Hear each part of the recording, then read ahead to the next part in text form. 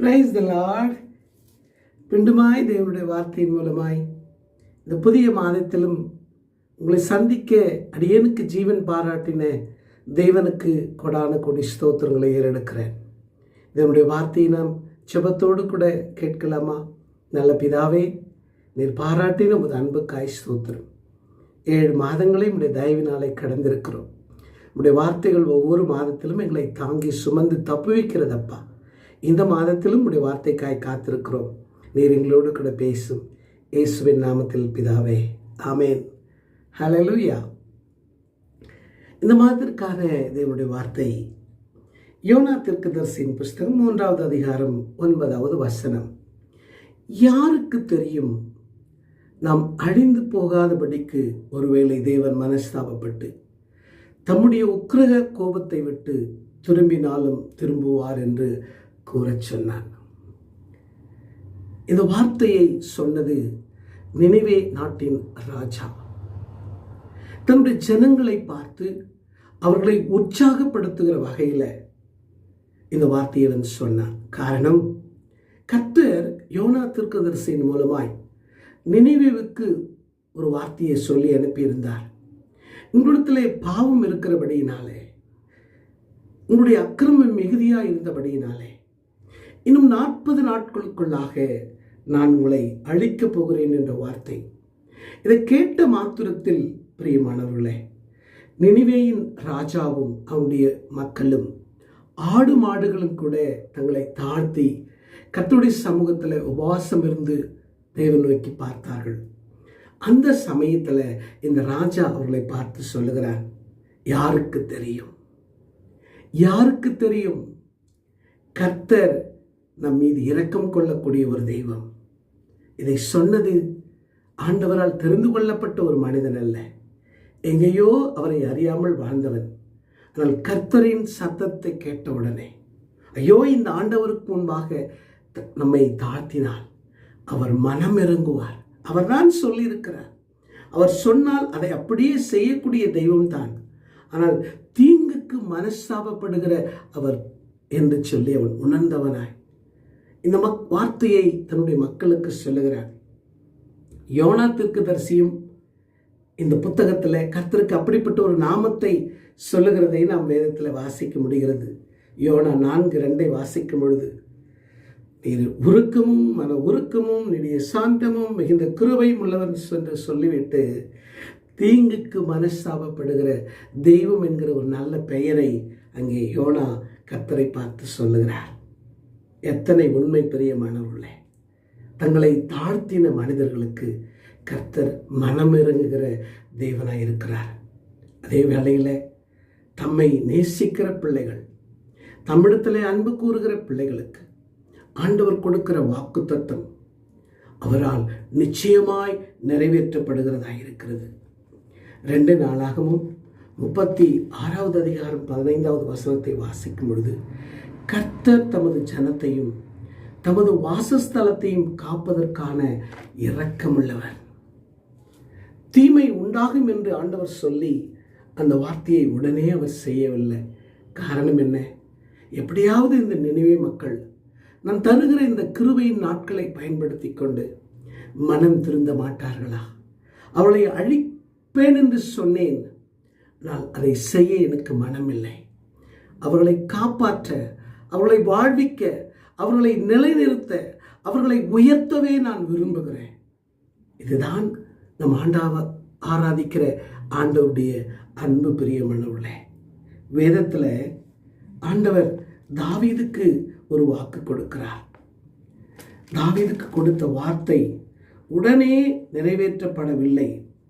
ஆனால் அதற்காக தாவீது சோர்ந்து போகவில்லை.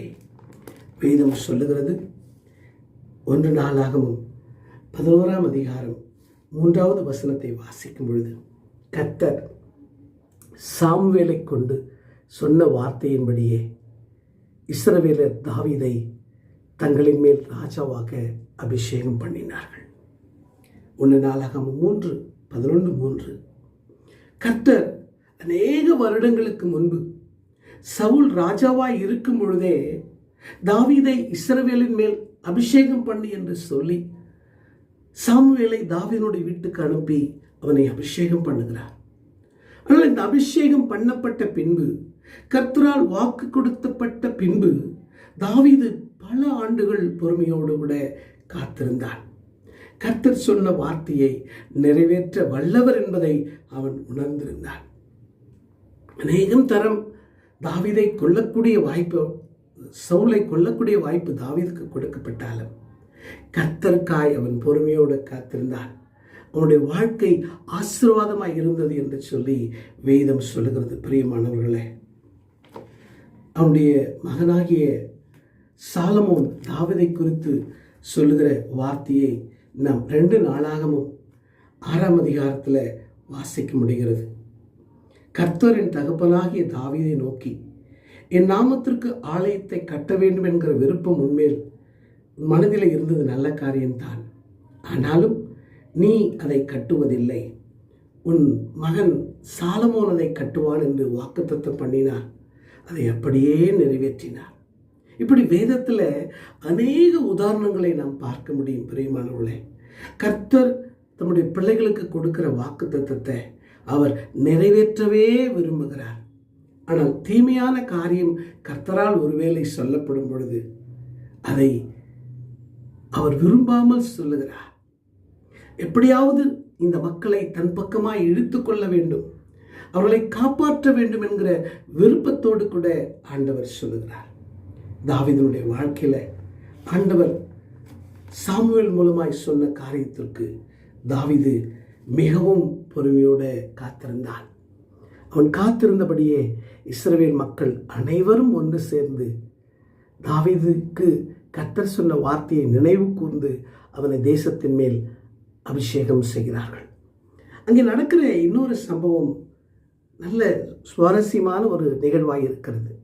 அது என்ன? இஸ்ரவேலின் மேல் எல்லோரும் தாவீதை அபிஷேகம் பண்ணின பின்பு அவன் எருசலேமுக்கு நேராய் வருகிறான்.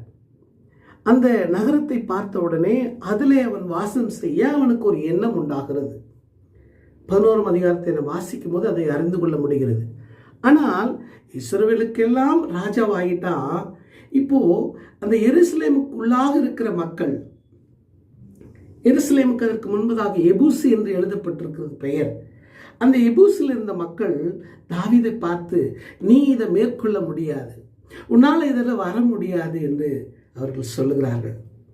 ஆனால் வேதம் சொல்லுகிறது, அங்கே யோவாப் என்கிற படைத்தலைவனை கொண்டு அந்த பட்டணத்தை அவன் ஜெயிக்கிறான். தாவீது அந்த பட்டணத்திற்குள்ளாய் கடந்து போய் அதில் அவன் வாசம் செய்கிறான். வேதம் சொல்லுகிறது, தாவீது அந்த கோட்டையில் வாசம் பண்ணினபடியால் அது தாவீதின் நகரம் என்று எழுதப்பட்டது, சொல்லப்பட்டது என்று சொல்லி. ஆனால் வேதத்தை வாசிக்கும் பொழுது பிரியமானவர்களே, இது தாவீது தேவனால் தெரிந்து கொள்ளப்பட்ட மனிதன். தேவனால் சொன்னபடியே இஸ்ரவேல் மக்களுக்கு ராஜாவாக அபிஷேகம் பண்ணப்பட்டவன். அவன் உள்ளத்தில் இருந்த வாஞ்சையை பாருங்களேன், இந்த எருசலேமில் போய் வாசம் செய்யணும்னு சொல்லி ஆசைப்படுறான். ஆனால் வேதத்தை பார்க்கும் பொழுது இந்த வாஞ்சை அவனுக்கு உண்டாக காரணமும் வேதம் சொல்லுகிறது. 2 நாளாகமும் 6ஆவது அதிகாரம் 6வது வசனம், என் நாமம் விளங்க ஸ்தானமாக எருசலேமையும் என் ஜனமாகிய இஸ்ரவேலின் மேல் அதிபதியாயிருக்க தாவீதையும் தெரிந்து கொண்டேன் என்று கர்த்தர் சொல்லுகிறார். ஹல்லேலூயா, ஹல்லேலூயா. ஏன் தாவீதுக்கு அந்த நாட்டில் அவ்வளோ இடங்கள் இருந்தாலும் அந்த எருசலேமே ஏன் அவனுக்கு பிடிச்சதுன்னா, நான் விசுவாசிக்கிறேன் அவனுடைய இருதயத்தில் கர்த்தரின் சித்தம் அங்கே கொடுக்கப்பட்டிருந்தது. ஹல்லேலூயா. கர்த்தர் இந்த எருசலேமை அவருடைய மகிமைக்காக அவர் ஏற்கனவே தெரிந்து கொண்டார். தாவீதையும் அந்த இஸ்ரவேல் மக்களுக்கு ராஜாவாக தெரிந்து கொண்டார். அப்படி தெரிந்து கொண்ட தாவீதுக்கு கர்த்தர் விரும்பின ஸ்தலத்தின் மேலே அவனுக்கு வாஞ்சை வந்தது. உங்களுடைய என்னுடைய வாழ்க்கையில் இது நாள் வர ஆண்டவர் கொடுத்த வாக்கு தத்துவம், நாம் விரும்புகிற காரியம் நடைபெறவில்லையோ, இந்த மாதத்தில் அதை நான் நடத்தி காண்பிப்பேன் என்று ஆண்டவர் சொல்லுகிறார். அல்லேலூயா. யாருக்கு தெரியும், இந்த மாதத்தில் உங்களுடைய வாழ்க்கையில் அற்புதத்தின் மாதமாய் இருக்கும். இந்த மாதம் உங்களுக்கு உயர்வின் மாதமாய் இருக்கும். தாவீதுக்கு வாக்கு பண்ணினவர் தாவீதை ராஜாவாக அபிஷேகம் பண்ணினது போல இந்த மாதத்தில் வருடத்தின் துவக்கத்தில் கொடுக்கப்பட்ட வாக்குத்தத்தம் இந்த மாதத்தில் அது நிறைவேறுகிற மாதமாய், ஒரு வெற்றியின் மாதமாய், ஒரு உயர்வின் மாதமாய், ஒரு ஆசீர்வாதத்தின் நாட்களாய் அமையப் போகிறது என்று சொல்லி நான் விசுவாசிக்கிறேன். என்னோடு கூட பேசின ஆவியானவர் தெளிவாய் சொன்ன ஒரு காரியம், என் மக்களுக்கு நான் நன்மை செய்கிற மாதம் இது. தாவீதை நினைத்து அவனை உயர்த்தினது போல என் பிள்ளைகளாகிய உங்களையும் நினைத்து நான் ஆசீர்வதிக்கப் போகிறேன் என்று தெளிவாய் இந்த வார்த்தையை கொண்டு என்னோடு கூட பேசினார். விசுவாசியுங்கள் பிரியமானவர்களே, கர்த்தர் நிச்சயமாய் நம்முடைய வாழ்க்கையில் இந்த மாதத்தில் நன்மையை செய்வார். அதிலும் நீங்கள் விரும்புகிற நன்மையை அவர் தருவார். தாவீது எருசலேம் நகரத்தை விரும்பினான். முடியாது என்று அங்கே அவர்கள் சொன்னார்கள். ஆனால் வெகு ஈஸியாக யோவாபை கொண்டு அந்த தேசத்தை அவன் பெற்றுக்கொண்டான். கடினமாய் உங்களுக்கு தோன்றுகிற காரியம் இந்த மாதத்தில் லகுவாய் முடியும் என்று ஆண்டவர் சொல்லுகிறார். அல்லேலூயா. பிரியமானவர்களே, ஆண்டவருடைய வார்த்தை ஒரு நாளும் பொய் சொல்லாது. ஆண்டவர் சொல்லியும் செய்யாதிருப்பாரோ? அவருடைய வார்த்தை எத்தனை வல்லமை உள்ளது! அவருடைய வாயிலிருந்து புறப்படுகிற வார்த்தை அவர் செய்ய நினைத்ததை செய்து முடித்து திரும்பும் என்றுதான் வேதம் சொல்லுகிறது. அல்லேலூயா. உங்களுக்கு முன்பதாக சொல்லப்பட்ட வார்த்தை கால தாமதமானாலும் அது உங்களுக்கு நிறைவேறும் என்று ஆண்டவர் இந்த கால வேளையில் உங்களோடு கூட பேச விரும்புகிறார்.